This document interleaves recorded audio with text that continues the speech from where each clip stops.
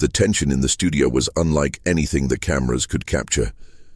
Jasmine Crockett stood still, a pillar of calm, while Byron Donalds laughed off a pointed question about systemic racism. The moderator had tried to steer the discussion toward solutions, but Donalds twisted it into a performance, claiming that Black Americans were too focused on the past. He smiled, polished and practiced. "We need to stop selling struggle," he said, addressing the camera, not his opponent. Jasmine's silence was louder than any rebuttal. She didn't blink. She didn't flinch. When she finally spoke, her voice didn't rise, but it cut deeper than any shout. "Comfort isn't justice," she said. A low murmur spread through the crowd. Donalds chuckled, dismissive. "And you think playing victim helps?" She turned to him then, slow and deliberate. "I think pretending the knife doesn't exist while it's still in our backs is the real lie."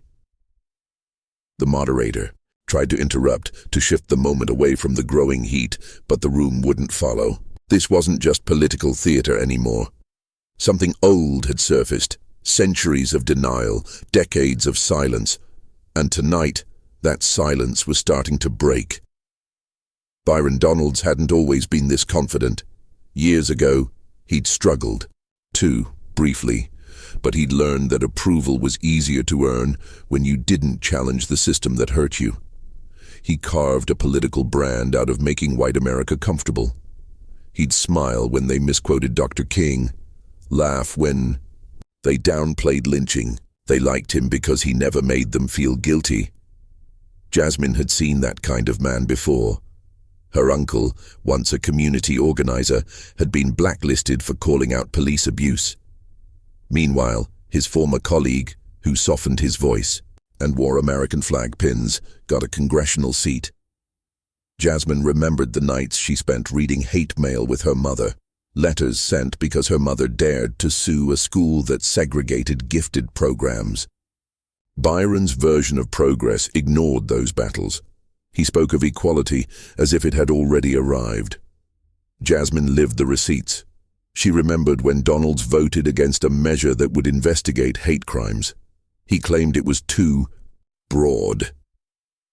A young intern in Jasmine's office had wept quietly that day. Her brother had been assaulted the month before for speaking Spanish at a gas station. In back rooms and green rooms, colleagues whispered about Donalds, half impressed, half uneasy. "He knows how to play the room," they said. But Jasmine had waited, not out of fear, but out of calculation. She didn't need volume to be heard. She needed a moment. And tonight, live on air, when Donalds dismissed the idea of modern-day racism, she gave voice to the weight too many carried. "You want to be the exception," she said, eyes locked on him. "But every time you speak, you make the rule stronger." The room held its breath. Behind the stage, a producer leaned forward, signaling the control room. "Stay on her. Don't cut away." Donalds laughed again, but the smile didn't reach his eyes. Something was cracking, and it wasn't just public opinion. It was the mask he'd worn too long. As the debate continued, the cameras captured a slow unraveling. Donalds tried to regain control, listing policies and parroting statistics, but the audience was no longer nodding. Jasmine, composed, stepped forward only when needed. "You speak of opportunity," she said, "but what of access? You mention hard work, but ignore how some have to work twice as hard just to be seen." Donalds interrupted, frustration creeping in. "So you want people to feel like victims?" Jasmine didn't raise her voice. "I want people to feel seen. You confuse silence with strength." The moderator paused, sensing the shift. Behind the scenes, producers debated whether to cut to commercial, but the ratings were surging. Donalds fumbled through his next line, misquoting a statistic about unemployment. Jasmine corrected him without notes. "That data's from 2015, and it was refuted by your own committee last year." Her tone was clinical, but the blow landed hard. He looked off camera, searching for support. None came. In the days that followed, that moment became the most replayed segment of the debate. But it wasn't just the words, it was the way Donalds looked afterward, unmoored, exposed. Online, his usual defenders grew quiet. Even conservative outlets began questioning his credibility. He got outfacted, one anchor muttered, unmuted by accident. In private, Donalds reviewed the footage. Again and again. He saw it now. The way the room turned, the way Jasmine never had to raise her voice. Her restraint was her weapon. Meanwhile, he'd performed and failed. For the first time in his career, the applause wasn't automatic. Jasmine, meanwhile, remained quiet in victory.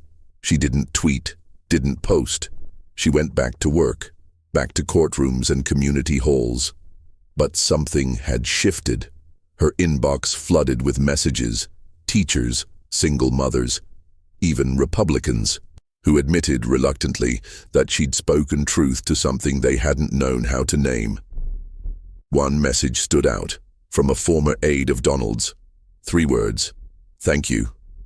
Finally. Time passed, but the fallout didn't fade.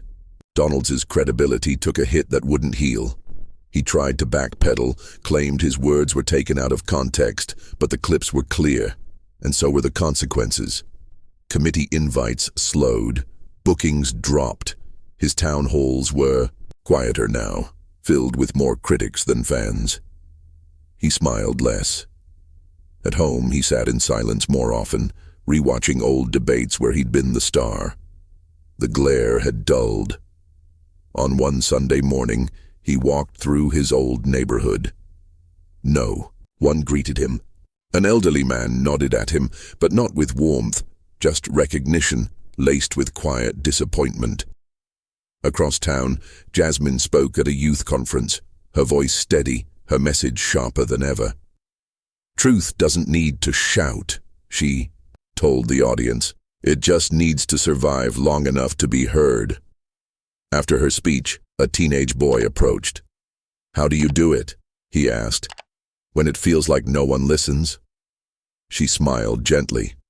"I keep speaking, not for them, but for us." That night, Jasmine returned to her office and stood alone at the window, watching city lights blink across broken streets. Streets she'd walked as a girl, streets that raised her voice. She whispered almost to herself, "We're still here and we're not done." Somewhere across the city, Donald sat in his dark office, scrolling through the online comments. Most were quiet now. One caught his eye. "You can't lead if you've forgotten who you're leading." He clicked away, but the silence in the room echoed louder than applause ever had.